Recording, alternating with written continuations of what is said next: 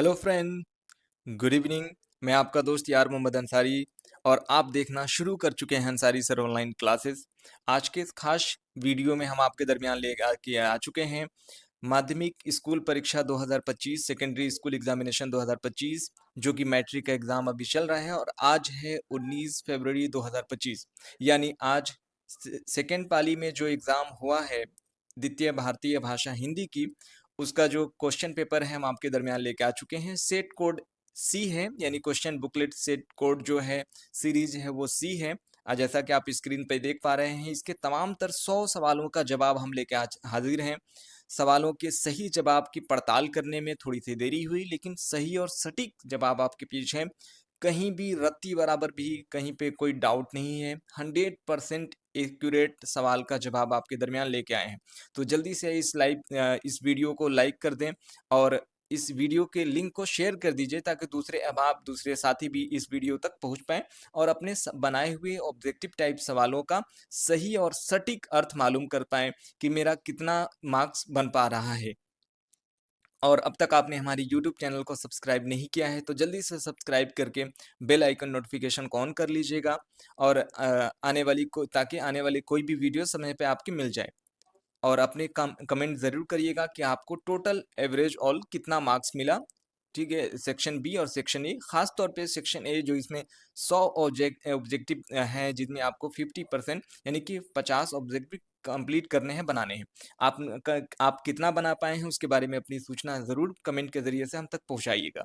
आइए बगैर किसी देरी के अब हम माध्यमिक स्कूल परीक्षा यानी मैट्रिक के नन हिंदी यानी सेकेंड इंडियन लैंग्वेज द्वितीय भारतीय भाषा हिंदी अहिंदी जो कि उर्दू भाषी बच्चों के लिए 8वीं कक्षा की हिंदी होती है, उसका हम प्रश्न पुस्तिका का जो क्वेश्चन बुकलेट है वो लेके आंसर की जारी करने के तौर पे पूरी एक्यूरेट रिसर्च के साथ पूरी टीम के साथ आपके बीच हाजिर हो चुके हैं। एक एक सवाल को हम बिल्कुल गहराई से इसको देखा और परखा गया है, जांच की गई है, रत्ती बराबर भी इसमें कहीं कोई गुंजाइश की बात नहीं है। एक्यूरेट आंसर आपके बीच आने वाले हैं। तो आइए हम वीडियो को अब बाकायदा तौर पे शुरू कर रहे हैं। वीडियो को जल्दी से लाइक कर दीजिएगा और दूसरे साथी तक इसे शेयर भी करिएगा ताकि दूसरे तक इससे फायदा पहुंच पाए। आइए सबसे पहले अब जैसा कि आप स्क्रीन पे देख पा रहे हैं, ये प्रश्न पुस्तिका क्रमांक है जैसा कि आप देख रहे हैं। और जैसा मैंने आपको बताया हिंदी एनएलएच यानी ये जो है हिंदी अहिंदी भाषी बच्चे उर्दू भाषी बच्चे बच्चियों के लिए जो हिंदी की परीक्षा ली जाती है उसका है सेट कोड यहाँ दर्ज है सी है। अब इसको हम बताने जा रहे हैं। तो आइए अब हम इस सिलसिलेवार तरीके से प्रश्न संख्या पे जाते हैं और इसमें 100 प्रश्न पूछे गए हैं जिसमें आपको 50 प्रश्नों का उत्तर आपने दिया है। जैसा कि आप हल कर चुके हैं अपने जो भी आपका सेट कोड होगा उससे संबंधित प्रश्नों को सर्च करके आप मिलान कर सकते हैं। मेरा सेट कोड सी है। अगर इससे संबंधित किसी तरह की आपकी असुविधा हो तो कमेंट करिएगा, हम कोशिश करेंगे कि इन तमाम असुविधा को दूर की जाए और जो भी परेशानियां दूर करके सही और सकारात्मक आपको उपाय सुझाया जा सके। तो आइए पहला सवाल आपके स्क्रीन पे आप देख पा रहे हैं। पहला सवाल है गुलाब शब्द का विशेषण क्या है? गुलाब शब्द का विशेषण क्या है? पहले सवाल का सही जवाब है गुलाबी। सही जवाब क्या है? गुलाबी। ठीक है ना? चूंकि हम कोशिश करेंगे कि बहुत ज्यादा वीडियो लंबा भी ना हो और 100 सवालों के सही जवाब आपको शामिल हो जाए, मिल जाए। चूंकि हो सकता है कि आप चूंकि इसमें ऑप्शनल है कि 50 अधिकतम सवाल हल करने हैं और अधिकतम तो आप कुछ भी कर सकते हैं, कम से कम न्यूनतम सवाल हल करें। 50 मार्क्स जो होगा प्रथम 50 अंकों को ही कैलकुलेट किया जाएगा। तो हम सभी 100 अंकों का मार्क्स आपके बीच लाए हैं। प्रश्नों का जो है सही आंसर तलाश करने उत्तर तलाश करने में थोड़ी देरी हुई, लेकिन हम आज ही कोशिश किए हैं कि 19 तारीख को आपको ये सभी प्रश्न का उत्तर मालूम हो जाए। चलिए, तो पहला प्रश्न का उत्तर है गुलाब शब्द का विशेषण क्या है? गुलाबी। ठीक है, ए। चलिए अगले प्रश्न की तरफ जाते हैं। दूसरा प्रश्न है समास में समस्त पदों के विभक्ति प्रत्यय क्या कर दिए जाते हैं? ए शुरू, बी जोड़, सी समाप्त, डी इनमें से कोई नहीं। तो इसका सही उत्तर है जोड़ दिए जाते हैं। सही उत्तर क्या है? जोड़ दिए जाते हैं। ठीक है ना, बी सही है। चलिए तीसरे प्रश्न पे जाते हैं। तीसरा प्रश्न कहता है कि यथाक्रम शब्द कौन समास है? ए तत्पुरुष, बी कर्मधारय, सी अवयव भाव और डी बहुव्रीहि। तो इसका सही उत्तर है सी अवयव भाव। ठीक है ना, सी उत्तर सही है यथाक्रम का। चलिए चौथे प्रश्न पे जाते हैं। चौथा प्रश्न देखते हैं क्या है। चौथा प्रश्न कहता है कि परमेश्वर शब्द कौन समास है। परमेश्वर शब्द कौन समास है।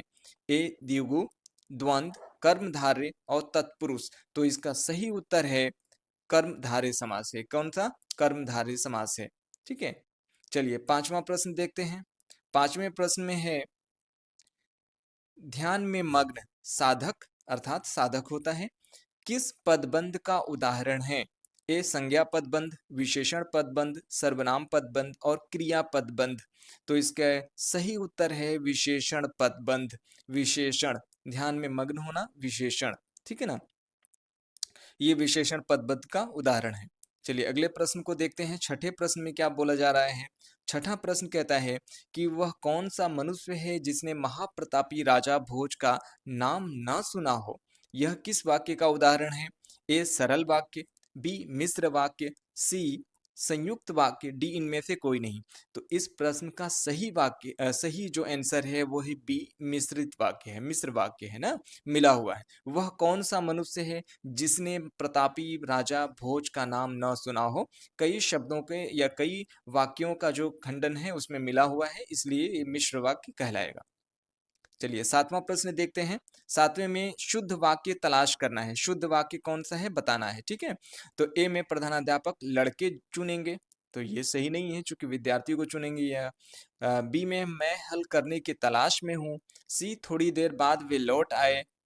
और डी मुझसे यह काम संभव नहीं हो सकता। तो इसमें सही जो उत्तर है, जो शुद्ध वाक्य है वो है थोड़ी देर बाद वे लौट आए। ठीक है, सी सही है, थोड़ी देर बाद वे लौट आए। चलिए आठवें प्रश्न को देखते हैं। आठवां प्रश्न क्या कहता है। आठवां प्रश्न है आनंद शब्द का पर्यायवाची शब्द क्या है।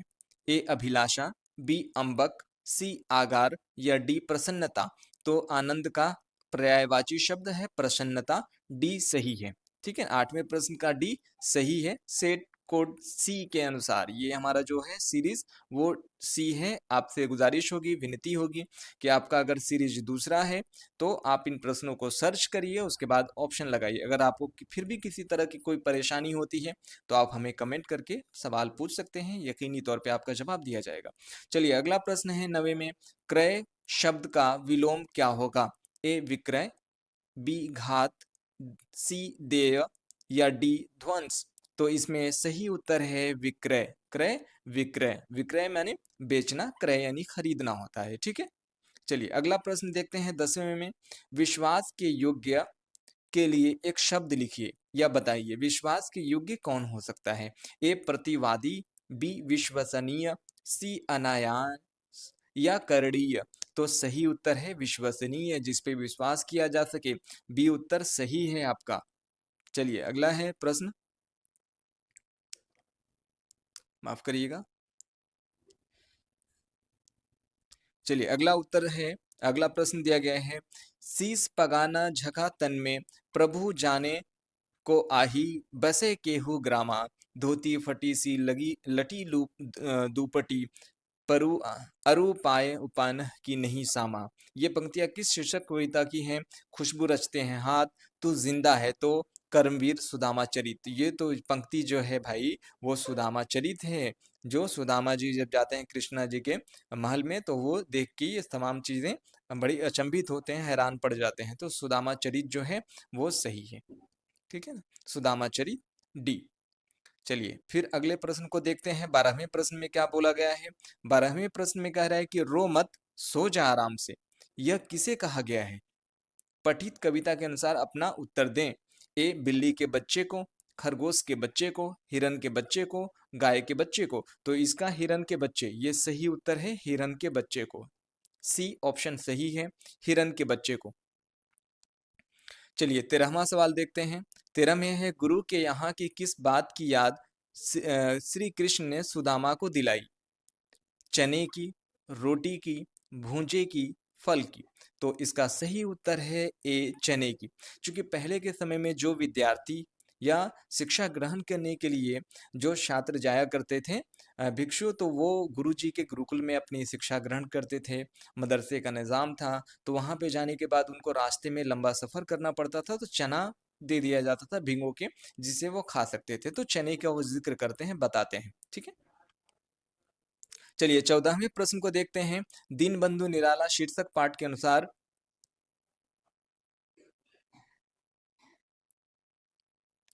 दीनबंधु निराला शीर्षक पाठ के अनुसार किसकी शांति तभी भंग होती थी जब किसी जरूरतमंद की मदद नहीं कर सकते थे? ए वंशीधर श्रीवास्तव की, बी सूर्यकांत त्रिपाठी निराला की, सी रामवृक्ष बेनीपुरी की, या डी कामता प्रसाद सिंह काम की। तो सही उत्तर है इसका बी। बी उत्तर सही है, सूर्यकांत त्रिपाठी निराला। ठीक है ना, बी उत्तर सही है। चलिए अगला प्रश्न देखते हैं। 15वां प्रश्न आपकी स्क्रीन पे आ रहा है अब। दीदी की डायरी शीर्षक पाठ में जापानी लड़की तोतो चान का स्कूल कहाँ था? तोतो चान का स्कूल भाई कहाँ था बताइए। ए रेलवे स्टेशन के पास, बी बस स्टैंड के पास, सी रेल के डब्बे में, या मंदिर के पीछे। ठीक है, आपने बता दिया। चलिए कमेंट करके जरूर बताइएगा। इसका सही उत्तर है सी, रेल के 6 डिब्बे में स्कूल चलता था। रेल के 6 डिब्बे में स्कूल चलता था।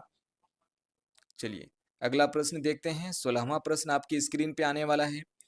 लीजिए 16 प्रश्न है।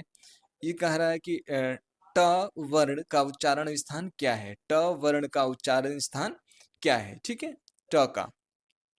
तो ट वर्ण का उच्चारण स्थान क्या है? ए कंठ, बी दंत, सी तालु, डी मुर्दा। तो ये सही है, डी ऑप्शन आपका सही होगा, ट का मुर्दा। चलिए अगला प्रश्न है। निम्नलिखित में अल्प प्राण व्यंजन कौन है? अल्प प्राण व्यंजन कौन है? ठीक है, तो अल्प प्राण व्यंजन कौन है? ए त, बी ख, सी छ, डी ठ। तो सही उत्तर है ए त ये है अल्प प्राण। चलिए अगले प्रश्न को देखते हैं। निम्नलिखित में ह्रस्व स्वर वर्ण कौन है? ह्रस्व स्वर वर्ण कौन है? ए ओ, बी ओ, सी ए, डी अ। तो 18वां का जो सही उत्तर है वो है डी अ। डी अ उत्तर सही है। ठीक है, एकदम 100% एक्यूरेसी के साथ ये सभी प्रश्नों का जवाब दिया जा रहा है। 18वें प्रश्न हम हल कर चुके हैं। आइए 19वें को देखते हैं। 19वां प्रश्न आपकी स्क्रीन पे। एक ध्वनि जब दो व्यंजकों से संयुक्त हो जाए तब वह क्या कहलाती है? ठीक है ना, जब एक ध्वनि जो दो व्यंजनों से संयुक्त हो जाए तो उसे क्या कहा जाता है? वो क्या कहलाती है? ठीक है, ए संपृक्त, बी संयुक्त, सी युग्मक, डी प्लुत। तो 19वां का सही उत्तर है संयुक्त। संयुक्त का शाब्दिक अर्थ आप देखेंगे तो मिला हुआ होता है ना। संयुक्त का शाब्दिक अर्थ मिला हुआ, तो बी संयुक्त सही है। चलिए 20वां देखिए प्रश्न। 20वां प्रश्न में कहा जा रहा है कि शयन शब्द का संधि विच्छेद क्या होगा? शयन शब्द का संधि विच्छेद क्या होगा? ए श जोड़ यन, बी शे जोड़ अन, सी शे जोड़ यन, डी शय जोड़ न। तो ये सही उत्तर है इसका बी। बी उत्तर सही है, शे जोड़ अन। शे जोड़ अन, बी उत्तर सही है। ठीक है, चलिए अगला प्रश्न देखते हैं। 21वां 21वां प्रश्न आपके स्क्रीन पे है। प्रश्न इस तरीके से है। कवि शंकर शैलेंद्र को जीवन मार्ग में आने वाली कठिनाइयों को भूलकर किसकी प्राप्ति के लिए प्रयत्न करने को कहते हैं? ए धन की, बी लक्ष्य की, सी भोजन की, या डी मकान की। तो इसमें तू जिंदा है तो पूरी कविता जो है वो बड़ी ही अच्छी तरीके से शंकर शैल ने उर्दू के कई शब्दों को मेल के तौर पे लाया है और हिंदुस्तान की गंगा जमनी तहजीब को बताया है और कुछ कर गुजरने की चाह इच्छा जाहिर की है। ये लक्ष्य के बारे में है। ठीक है ना, बी लक्ष्य। चलिए अगला 22वां प्रश्न देखते हैं। 22वें प्रश्न में कहा गया है कि ईदगाह शीर्षक कहानी के अनुसार मेला गए लड़कों में से सबसे ज्यादा प्रसन्न कौन है? ए महमूद, बी मोहसिन, सी हामिद, और डी सम्मी। तो सबसे प्रसन्न भाई हामिद है, क्योंकि उसने चिमटा खरीदा है अपनी दादी के लिए। ठीक है ना, इससे प्रसन्नता की बात क्या हो सकती है? ठीक है, चलिए अगला प्रश्न देखिए। 23वें प्रश्न में कहा जा रहा है कि सब तरह से आज जितने देश हैं फूले फले, बुद्धि विद्या धन विभव के हैं जहां डेरे डले। ये पंक्तियां किस शीर्षक कविता की हैं? ए बिहारी के दोहे, झांसी की रानी, तू जिंदा है तो डी कर्मवीर। तो इसका सही उत्तर है बिल्कुल डी कर्मवीर। ठीक है ना, कर्मवीर की बात की जा रही है। चलिए 24वें प्रश्न को देखते हैं। 24वें प्रश्न में कहा गया है कि विविध शब्द का अर्थ क्या है। विविध शब्द का अर्थ क्या है। ए विभिन्न, बी डर, सी अच्छा, डी भाग्य। तो इसका सही उत्तर है विभिन्न। ए सही उत्तर है विभिन्न। विविधता में एकता कही जाती है ना भारत के लिए। चलिए अगला है 25वें प्रश्न को देखें। बाल गोविंद भगत की संज्ञा या संझा, शाम संझा गर्मियों में उमस भरी शाम को क्या बना देती है। तो ए गरम, बी शीतल, सी सूना, डी नीरस। तो ये शीतल बना देती है। उनकी मधुर आवाज जब कानों में घुलती है तो लोग मंत्रमुग्ध हो जाते हैं। ठीक है ना, तो बी सही है। ठीक है, बाल गोविंद भगत को अगर आपने पढ़ा होगा तो। ठीक है, 26। चलिए अब अगला प्रश्न देखते हैं। 25वां हमने कर लिया है। 25वें के बाद 26 को प्रश्न को देखें। बाल गोविंद भगत के गांव से कितने मील की दूरी पर नदी थी। देखिए, बाल गोविंद भगत के बारे में बड़ी अच्छी उनका है कि वो गृहस्थ थे, साधु वेशभूषा में रहा करते थे, लेकिन अपनी गृहस्थ की जिंदगी बिताया करते थे। तो वो अपने गांव से नदी जो थी स्नान करने के लिए 2 मील चलते थे, और 4 कोस की दूरी पे वो कबीर के मठ यानी कि मंदिर में जाकर पूजा किया करते थे। ठीक है, तो इसका सही उत्तर हो जाएगा 2 मील, जो कि सी ऑप्शन सही है, 2 मील। चलिए अगला है 27वां प्रश्न देखें। प्रकृति के साथ ही मनुष्य की जिजीविषा और श्रम की महत्ता का संयोजन किस शीर्षक पाठ में किया गया है। ए विक्रमशिला, ईर्ष्या, तूने गई मेरे मन से, दीदी की डायरी, या डी हुंडरू का जलप्रपात। तो यकीनी तौर पे प्रकृति के जो सुंदर छटा प्रदर्शित की गई है वो हुंडरू का जलप्रपात है। ठीक है ना, ये वाटरफॉल के बारे में बात की गई है, जो कि छोटा नागपुर रांची से काफी दूरी पे झारखंड स्थित राज्य में है। ठीक है ना, तो हुंडरू का जलप्रपात सही है। चलिए अगला प्रश्न है। लेखक कामता प्रसाद सिंह काम के अनुसार समुद्र गंभीरता के लिए प्रसिद्ध है। तो हुंडरू किसके लिए प्रसिद्ध है। तो हुंडरू ए चपलता के लिए, बी वीरानी के लिए, सी छिछलापन के लिए, या डी विपत्ति के लिए। सही उत्तर है ए चपलता के लिए। ठीक है ना, अपनी बिल्कुल मधुर संगीत, ऊपर से झरने जब गिरते हैं पानी की तो मधुर संगीत अपने आसपास के इलाके में बिखेरती रहती है, इसी को चपलता कहा गया है। चलिए अगला है 29वां प्रश्न आपकी स्क्रीन पे आ चुका है। नाजरीन, दर्शक हमारे प्यारे दोस्तों, जल्दी से हमारे YouTube चैनल को सब्सक्राइब कर लीजिएगा अगर आपने पहले सब्सक्राइब नहीं किया है तो, और बेल आइकन नोटिफिकेशन को ऑन कर लेंगे ताकि आने वाली कोई भी वीडियो सबसे पहले आपके पास पहुंच पाए। और वीडियो को लाइक शेयर जरूर करिएगा, कमेंट करिएगा ताकि कितना नंबर टोटल आपको मार्क्स मिल रहा है, और ऑप्शन भी कमेंट करते चलिए कौन सा ऑप्शन आपका 100% सही है। ठीक है ना, अगर कोई किसी तरह की दिक्कत हो तो कमेंट करके जरूर बताइएगा। 29वां प्रश्न है। तरद्दुद शब्द का अर्थ क्या होता है। ए तेज, बी कठिनाई, सी सुगम, और डी लुप्त। तो सही उत्तर है बिल्कुल कठिनाई है। ये उर्दू का लफ्ज है तरद्दुद, शब्द का अर्थ कठिनाई होता है। ठीक है ना, चलिए अगला है 30वां। जब जब वे सुधि कीजिए तब तब सुधि जाही, आँखनी देखो लगे रहे, आँखनी लागते नाही। ये पंक्तियां किस शीर्षक पाठ से उद्धित है, ली गई है, संबंधित है। तो झांसी की रानी, कबीर के पथ, बिहारी के दोहे, सुदामा प्रसाद। तो 30वें का सही उत्तर है बिल्कुल बिहारी के दोहे, बिहारी के दोहे। ठीक है ना, बिहारी लाल। चलिए 31वां प्रश्न हम पहुंच चुके हैं। ठीक है, बहुत जल्दी और बहुत अच्छी तरीके से सब प्रश्नों का हल आपके दरमियान ला रहे हैं। चलिए 31वां प्रश्न है। कर्पूरी ठाकुर के पिता का क्या नाम था। ए गोपाल ठाकुर, बी मोहन ठाकुर, सी गिरधर ठाकुर, या डी गोकुल ठाकुर। तो सही उत्तर है गोकुल ठाकुर, डी उत्तर सही है गोकुल ठाकुर। बिहार राज्य के समस्तीपुर जिला में इनकी पैदाइश हुई थी। बिहार के 1970 में ये बिहार के मुख्यमंत्री रहे हैं। 1967 यानी उसके पूर्व में ये बिहार के उप मुख्यमंत्री भी रहे हैं। ठीक है, और समाज के वंचितों पिछड़ों के लिए बहुत ज्यादा इन्होंने अथक प्रयास किया है। ठीक है, चलिए 32वें प्रश्न को देखते हैं। लक्ष्मी थी या दुर्गा थी वह स्वयं वीरता की अवतार, देख मराठे पुलकित होते उनकी तलवारों की वार।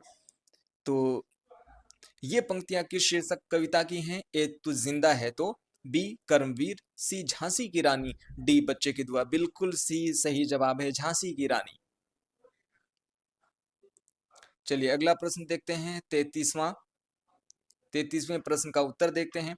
कवियत्री सुभद्रा कुमारी चौहान के अनुसार मराठों की कुल देवी कौन मानी जाती थी? यानी सबसे प्रसिद्ध, यानी जो कुल में यानी सबसे ज्यादा जिसको वरीयता दी जाती थी, वो कौन सी देवी थी मराठों के नजदीक?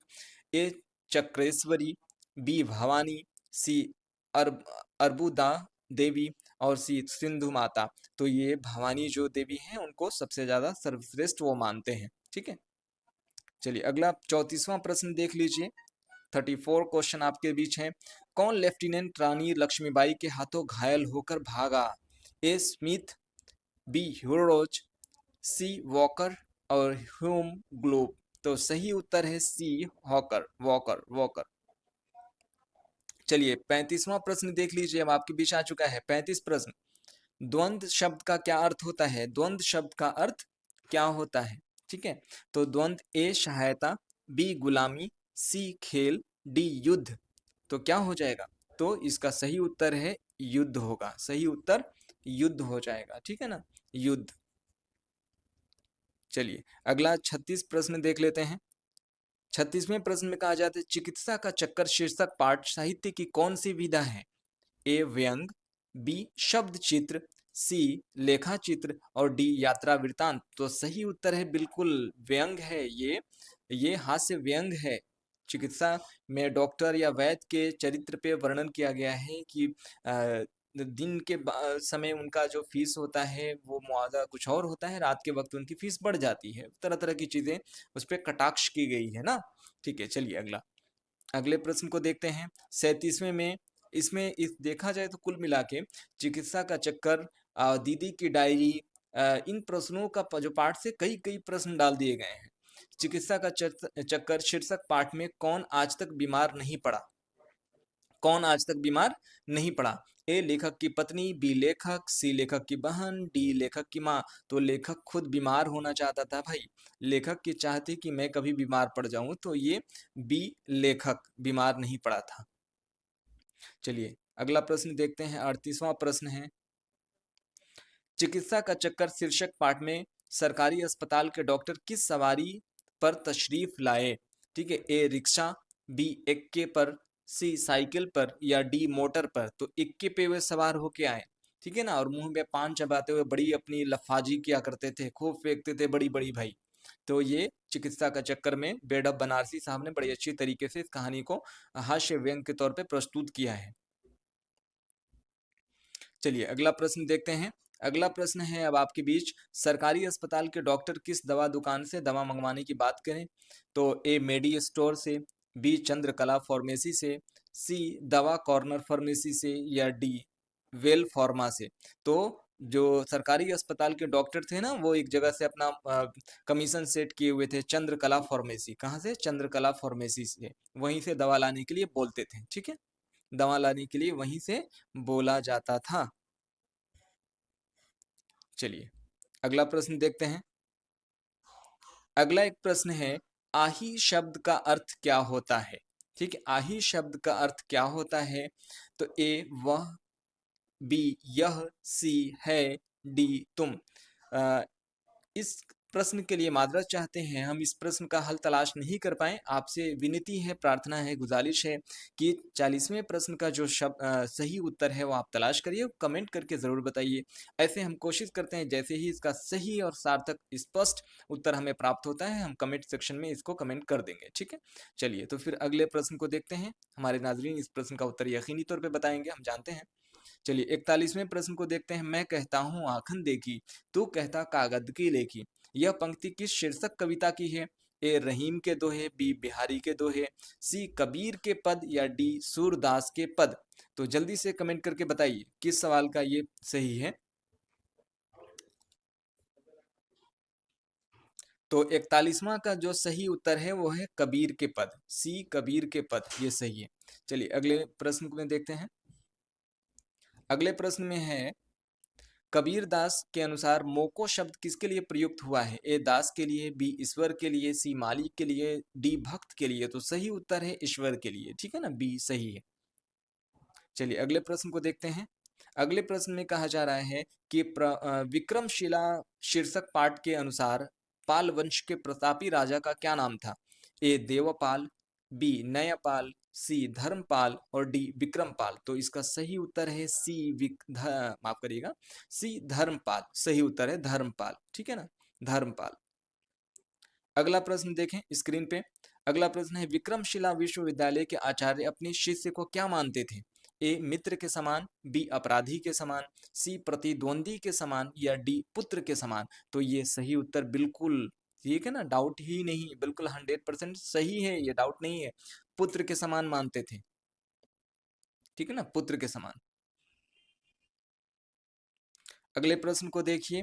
दीदी की डायरी शीर्षक पाठ में वर्णित संजू स्वभाव से कैसी लड़की है?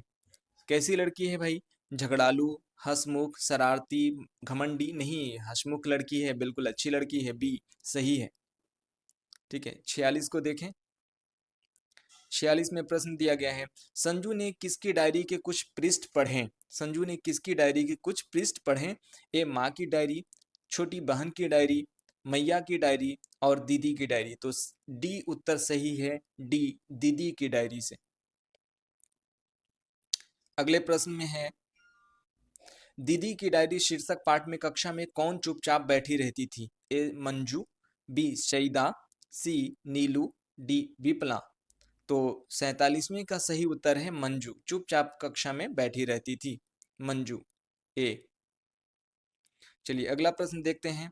संध्या को अब दिन जाता, ढल सूरज चलते हैं, अस्पताल कर में अस्ताचल कर में समेट किरणें उज्जवल। ये पंक्ति किस शीर्षक कविता से संबंधित है?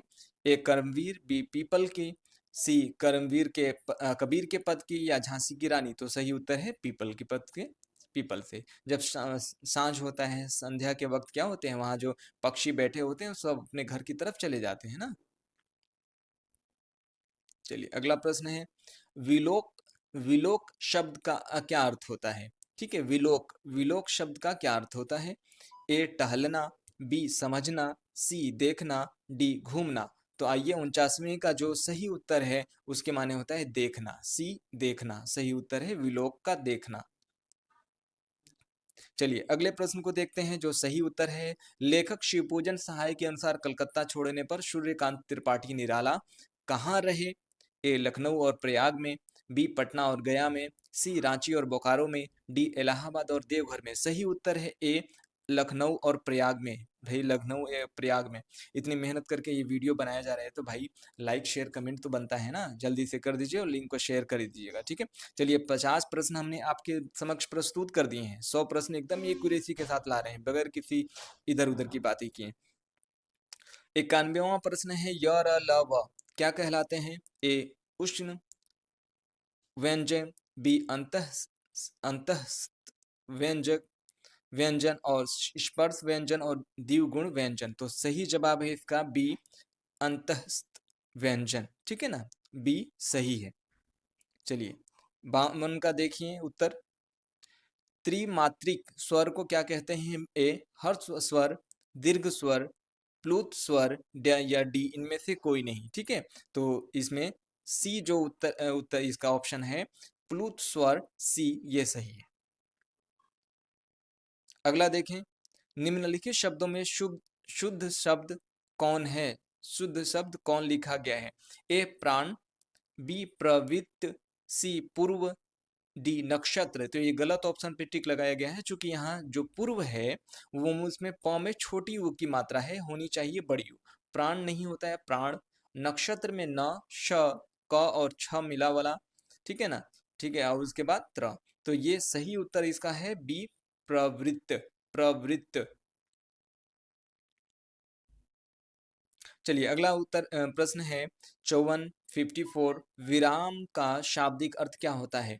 ए बढ़ना, बी आगे, सी ठहराव या डी पीछे। तो सही उत्तर है भाई ठहराव होता है, बहुत अच्छा, ठीक है। चलिए अगले प्रश्न पे है 55 में निम्नलिखित में उद्धरण चिन्ह है, उद्धरण चिन्ह कौन होता है? तो उद्धरण जो चिन्ह है ना, वो अर्ध विराम को ही उद्धरण चिन्ह के नाम से जाना जाता है। तो इसमें ऑप्शन में है जो खड़ी पाई यानी पूर्ण विराम, अर्ध विराम, ठीक है, उसके बाद इसको क्या कहेंगे भाई, तो सेमी कॉलन कह सकते हैं या जो भी, और क्वेश्चन प्रश्नवाचक चिन्ह, तो इसमें बी जो है वो अर्ध विराम, ये सही है, कॉमा, जिसको हम कॉमा कहते हैं, अर्ध विराम। चलिए 56 प्रश्न को देखते हैं। 56 में हिंदी भाषा किस लिपि के में लिखी जाती है?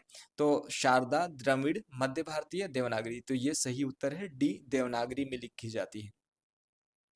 चलिए अगला प्रश्न देखते हैं। 57 में क्या है? हिंद महासागर शब्द किस संज्ञा का उदाहरण है? हिंद महासागर शब्द किस संज्ञा का उदाहरण है? ए व्यक्तिवाचक, बी जातिवाचक, सी भाववाचक, डी समूहवाचक। तो सही उत्तर है व्यक्तिवाचक संज्ञा का उदाहरण है, व्यक्तिवाचक संज्ञा का उदाहरण है। ठीक है, चलिए 58 देखें। 58 का है जिससे किसी विशेष वस्तु, भाव और जीव के नाम का बोध हो उसे क्या कहते हैं?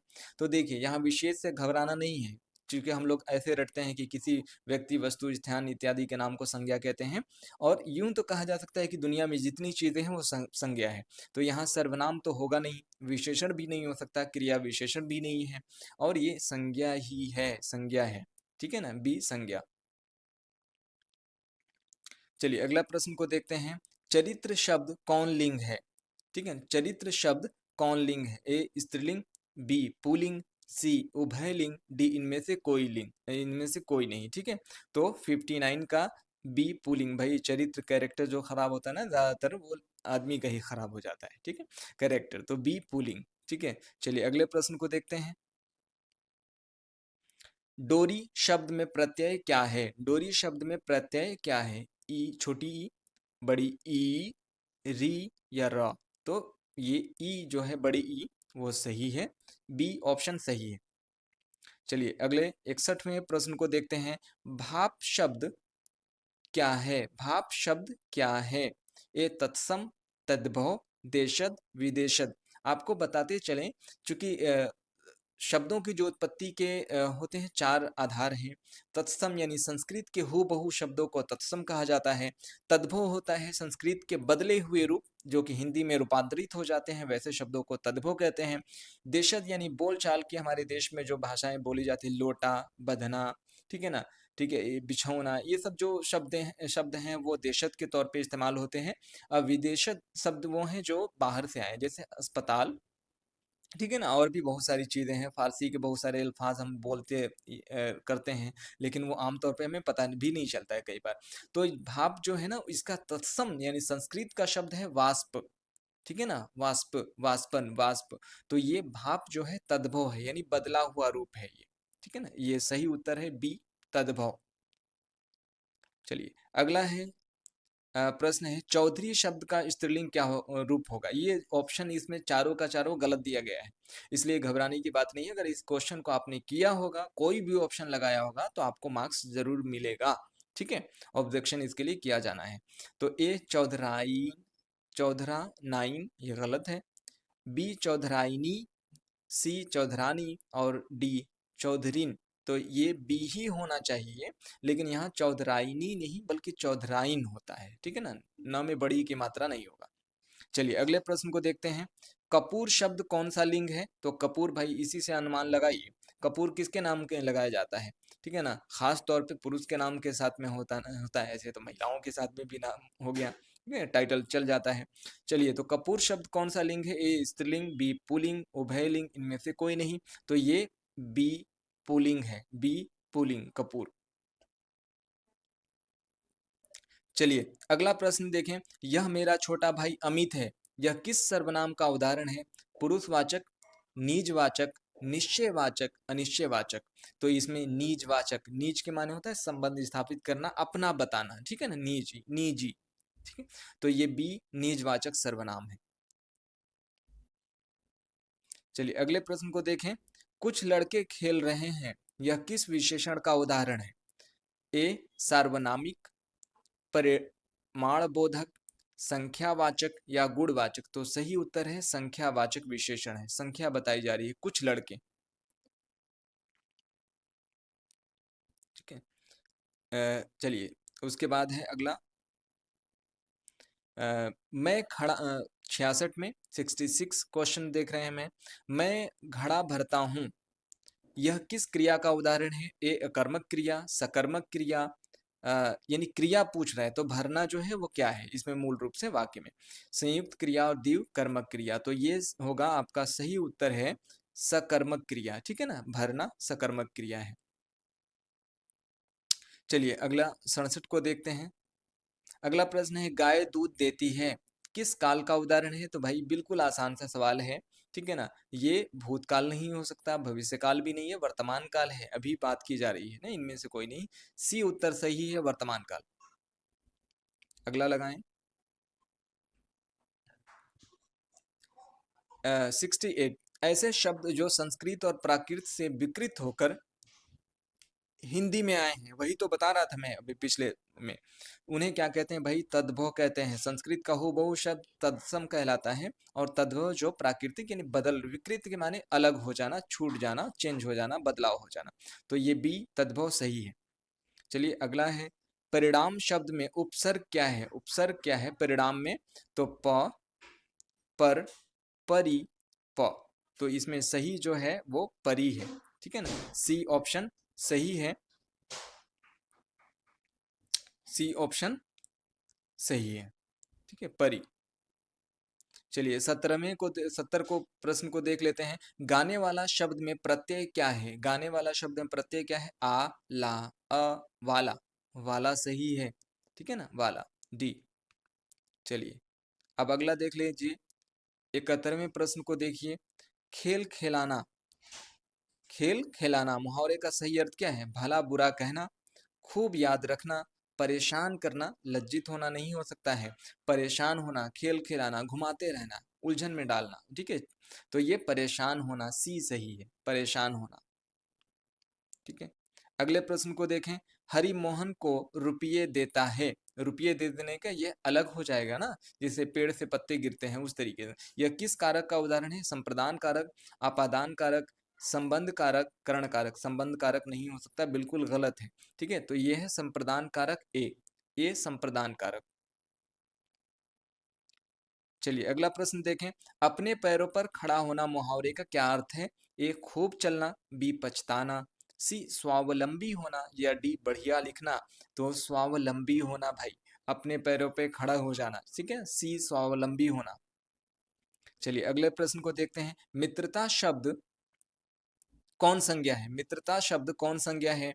ए द्रव्यवाचक, बी व्यक्तिवाचक, सी जातिवाचक, या डी भाववाचक। तो मित्रता बिल्कुल भाववाचक संज्ञा है ये। ठीक है ना, मित्र से मित्रता बनी है, भाववाचक संज्ञा है।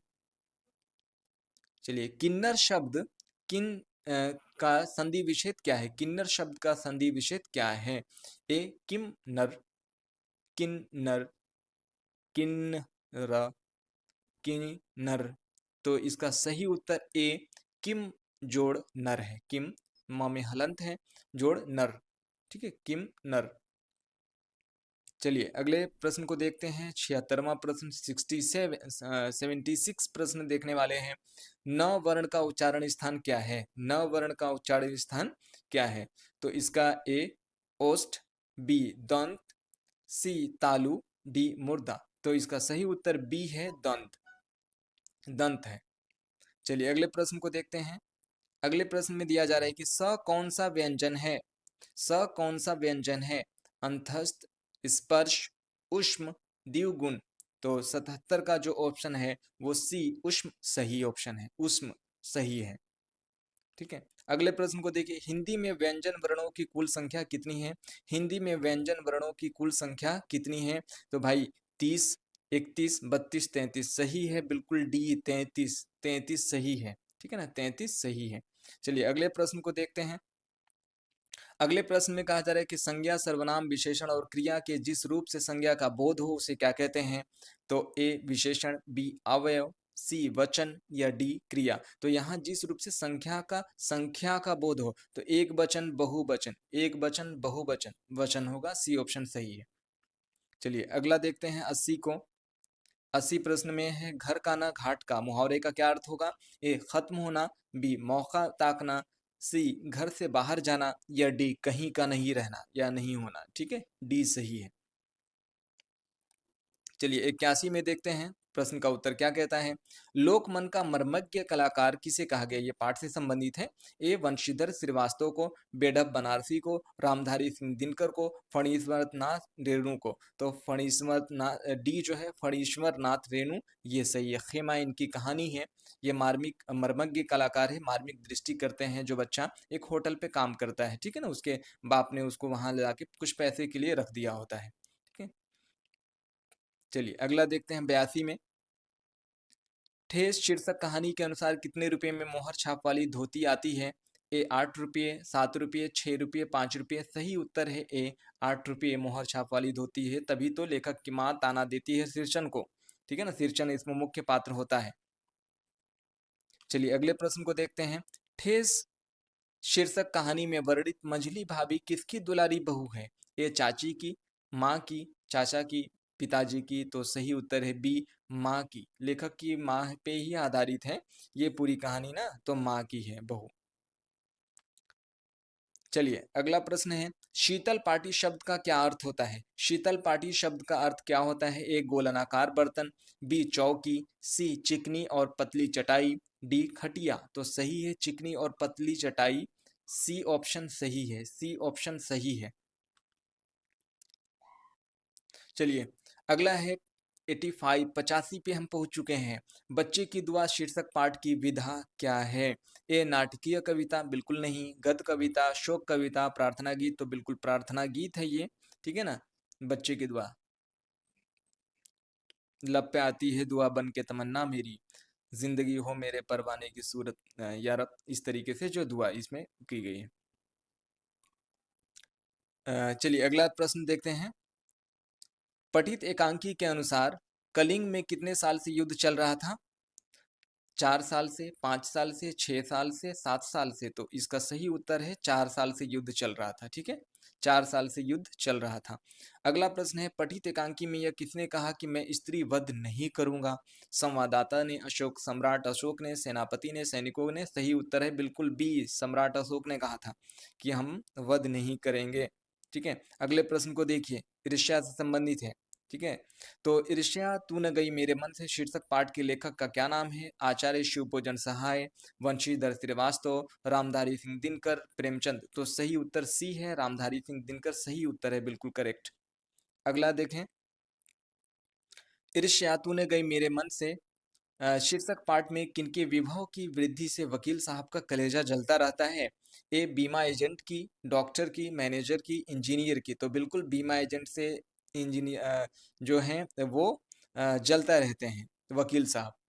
ठीक है, ए बीमा एजेंट। अगला प्रश्न 90 पे हम पहुंच चुके हैं। 90वां प्रश्न आपके बीच है। व्यापी शब्द का अर्थ क्या है। ए सिमटना, बी फैलाव, सी बिखरना, या डी उड़ना। तो सही उत्तर है बी फैलाव। ठीक है, बी फैलाव सही उत्तर है, बी फैलाव। चलिए अगले प्रश्न को देखते हैं। अब 100% आपको 100% यानी पूरी गारंटी के साथ 100 क्वेश्चन का सही जवाब लेके आ चुके हैं उसी दिन 19 फरवरी को ही। तो इस वीडियो को शेयर ज़रूर करिएगा, लाइक करेंगे और अपने टोटल नंबर कैलकुलेट करने के बाद कमेंट में ज़रूर बताइएगा कितना नंबर आपने हासिल किया। ठीक है, दीन बंधु किसे कहा गया है। रामधारी सिंह दिनकर को, शिवपूजन सहाय को, सूर्यकांत त्रिपाठी निराला को, सुमित्रानंदन पंत को। तो इसका सही उत्तर है सूर्यकांत त्रिपाठी निराला को दीन बंधु कहा गया है। निराला दीन बंधु या दीन बंधु निराला। चलिए 92 प्रश्न को देखते हैं। खेमा शीर्षक कहानी में काम निपटाकर खाली जगह कसारा क्या खाने लगा। ए रोटी प्याज और चटनी, चावल दाल और सब्जी, रोटी और दूध, रोटी सब्जी और दही। तो ए सही ऑप्शन है, रोटी प्याज और चटनी। चलिए अगला है प्रश्न है। खेमा के भाइयों में सबसे छोटा कौन था। ए अनिल, बी सुनील, सी श्याम, डी खेमा। तो सही उत्तर इसका खुद खेमा ही सबसे छोटा था। ठीक है ना, डी। नियति शब्द का अर्थ क्या होता है। नियति शब्द का अर्थ क्या है। ए सहारा, बी भाग्य, सी दिलासा, डी भरोसा। तो इसका सही उत्तर है बिल्कुल भाग्य होगा, बी भाग्य। देखिए अगला प्रश्न, 95 प्रश्न को हम देख रहे हैं। दुनिया की सारी गंदगी के बीच दुनिया की सारी खुशबू, यह पंक्ति किस शीर्षक कविता की है? ए बच्चे की दुआ, बी सुदामा चरित की, खुशबू रचते हैं हाथ, झांसी की रानी। तो इसमें सी ऑप्शन सही है, खुशबू रचते हैं हाथ। अगले प्रश्न को देखिए। अगला प्रश्न कहता है, हौसले की उड़ान शीर्षक पाठ के अनुसार रोहतास जिले के नोखा प्रखंड की कौन है? ए सोनी, बी जैनब, सी कदम, डी गुड़िया। तो गुड़िया जो है वो रोहतास जिले के नोखा प्रखंड की रहने वाली है गुड़िया। अगला प्रश्न देखें, हौसले की उड़ान शीर्षक पाठ के अनुसार जैनब खानम के गांव में कौन सा केंद्र खुला? ए जगजगी केंद्र, सम्मान फाउंडेशन, गूंज या नई उम्मीद। तो बिल्कुल ए ऑप्शन सही है, जगजगी केंद्र, जगजगी केंद्र। ठीक है। अगले प्रश्न को देखिए। भाई इसके आपके लिए इतनी मेहनत करके वीडियो कंप्लीट 100 ऑप्शन का आपके लिए लाए हैं, जल्दी से शेयर कर दीजिएगा और हमारी यूट्यूब चैनल को लिंक को और अपने कमेंट करके ज़रूर बताइएगा। ठीक है। चलिए, पठित पाठ के अनुसार राज्य स्तरीय एथलेटिक्स प्रतियोगिता में किसे पहला स्थान मिला? ए गुड़िया को, बी सोनी को, सी कदम को या डी जैनम खानम को। तो किनको स्थान मिला था भाई? ठीक है ना, 98 में बी सोनी को प्रथम स्थान मिला था एथलेटिक्स प्रतियोगिता में। ठीक है, पहला स्थान मिला। चलिए 99 का देख लेते हैं। जज्बा शब्द का अर्थ क्या होता है? ए प्रयास, बी उम्मीद, सी जोश या डी मंजिल। तो क्या होता है? जज्बा, जोश, आपके पास जोश होने चाहिए, जज्बा होना चाहिए सही काम के तरफ। ठीक है ना, तो सी ऑप्शन सही है। अब इस पूरे सीरीज का आखिरी प्रश्न आपके बीच लाए हैं और साथ में ऑब्जेक्टिव के अलावा सेक्शन बी से संबंधित भी प्रश्न में अगर कहीं पे कोई दिक्कत हो तो आप हमें कमेंट करके बिल्कुल पूछ सकते हैं, यकीनी तौर पे जवाब दी जाएगी उसके बारे में भी। ठीक है ना। चलिए, अब इस सीरीज का आखिरी प्रश्न नन हिंदी राष्ट्रभाषा हिंदी उर्दू भाषी बच्चियों के लिए पूछे जाने वाले इस पूरे ऑब्जेक्टिव टाइप क्वेश्चन का समा जो प्रश्न है वो है, जननायक कर्पूरी ठाकुर किस राज्य के निवासी थे? ए उत्तर प्रदेश, बी पंजाब, बिहार, उड़ीसा। तो सही उत्तर है बिहार के रहने वाले थे, समस्तीपुर जिला में इनकी पैदाइश हुई थी भाई। और ये बिहार के उप मुख्यमंत्री मुख्यमंत्री भी रहे हैं और दलितों वंचितों के लिए बहुत ज़्यादा काम किया है इन्होंने। ठीक है, जननायक कर्पूरी ठाकुर, इसीलिए इनके नाम के साथ में जननायक लगा है ना, लोगों का नायक, हीरो। ठीक है। तो इस तरीके से आपके बीच मैंने 1 से लेके 100 प्रश्नों का उत्तर इस पूरे सीरीज के दरमियान लाने की कोशिश की है। ये प्रश्न का सीरीज नन हिंदी के हवाले से राष्ट्रभाषा हिंदी में कैसा लगा, अपनी राय कमेंट के जरिए से हम तक ज़रूर पहुंचाइएगा। और अब तक आपने हमारे यूट्यूब चैनल को सब्सक्राइब नहीं किया है तो सब्सक्राइब कर लीजिएगा और साथ ही बेल आइकन नोटिफिकेशन को ऑन कर ले ताकि आने वाली कोई भी वीडियो सबसे पहले आपके पास पहुँच पाए। और कमेंट करके टोटल नंबर आप काउंट करके अपना बताइएगा कितना नंबर आपने हासिल किया है, लाइक ज़रूर करेंगे। मिलते हैं इसी तरह के फिर एक नए सीरीज के साथ कल, यानी कि सामाजिक अध्ययन के सभी विषयों के सटीक उत्तर के साथ, एकदम 100% एक्यूरेसी के साथ, कि उसका ऑब्जेक्टिव टाइप क्वेश्चन के समय 40, माफ करिएगा 100 नहीं, बल्कि चूंकि उसमें 20 नंबर का प्रैक्टिकल होता है तो 40 क्वेश्चंस को हम लाएंगे, कोशिश करेंगे, यानी कि 80 प्रश्नों को हल करने की कोशिश करेंगे जिसमें 40 आपको हल करने हैं। तो अच्छी तरीके से तैयारी के साथ जाइए, आपके बेहतर नंबर हो, अच्छे नंबरों से आप पास हों। इसी आशाओं के साथ आज के आपसे विदा लेते हैं। खुदा हाफिज, अलविदा, शबा खैर।